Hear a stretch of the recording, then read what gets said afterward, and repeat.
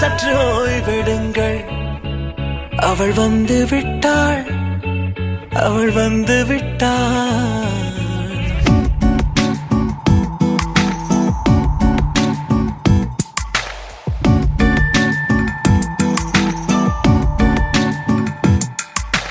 பூக்களே சற்று ஓய்வெடுங்கள்.